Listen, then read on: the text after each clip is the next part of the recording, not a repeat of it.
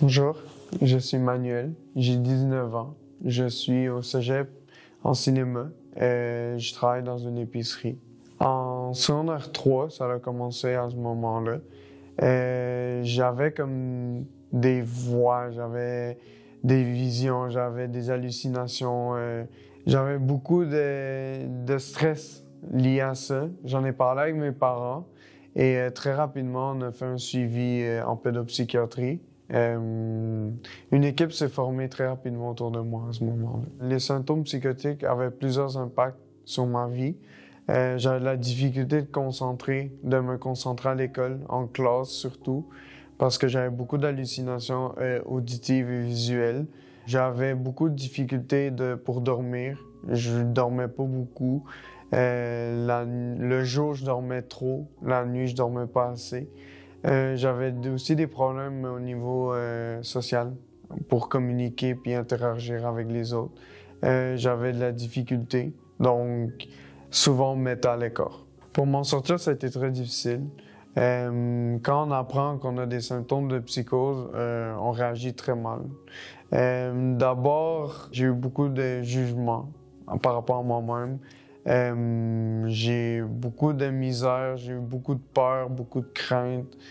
J'ai été très découragé. J'avais le goût de laisser tomber, d'abandonner. Mais mon équipe m'a soutenu, ils m'ont aidé, puis j'ai pris toute cette aide-là dont j'avais besoin pour moi-même avancer. Mon équipe de soutien est composée d'un psychiatre qui m'a beaucoup aidé avec les médicaments, avec les traitements.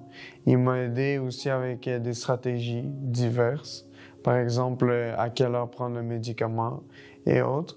J'ai aussi une personne ressource qui m'a aidé avec l'hygiène de vie, avec les devoirs, avec l'école. Elle m'a beaucoup aidé aussi avec le stress, l'anxiété. Mon psychologue m'a beaucoup aidé à me comprendre, à comprendre ce qui m'arrivait. Elle m'a beaucoup écouté. Elle a beaucoup été là pour moi. Elle m'a donné des stratégies par rapport aux voix, par rapport aux hallucinations, à la concentration en classe. Mes amis proches m'ont jamais laissé. Ils ont toujours été là pour moi. Plus que tout, mes parents ont été de grands soutiens. Ils ont été de grande aide. Ils ont été là pour mes bons et mes mauvais moments. Ils ont été mes meilleurs alliés. Ce qui a été le plus aidant pour moi, ça a été en premier lieu la médication. Je devais le prendre régulièrement. Je devais être organisé. Ensuite, je devais aller au rendez-vous. Je devais me présenter tout le temps au rendez-vous, toujours être là, présent. Malgré la fatigue et l'irritabilité, toujours être disponible pour mon équipe. Ensuite, juste parler. Parler, pour moi, ça a été un grand outil pour moi, pour beaucoup d'aide. Ça a été m'ouvrir aux gens, m'ouvrir à mon équipe, m'ouvrir à mes amis, m'ouvrir à mes parents, sans jugement, sans avoir peur. Prendre mon suivi au sérieux, retenir tous les conseils importants. Aussi, le temps. Il fallait que je sois persévérant, patient, malgré les obstacles, surtout à l'école. Depuis mon parcours en pédopsychiatrie, j'ai beaucoup changé. J'ai changé ma façon de voir la vie. J'ai changé de réseaux sociaux, d'amitié, de relations avec les autres. J'ai trouvé des stratégies pour gérer mon anxiété, pour moi-même. Je suis allé à l'école aux adultes pour terminer mon secondaire.